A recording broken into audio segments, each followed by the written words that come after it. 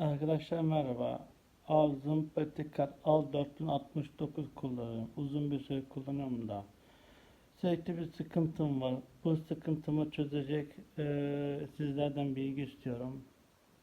Bu gördüğünüz süpürge sapı sürekli kullandığımızda sürekli kırılıyor.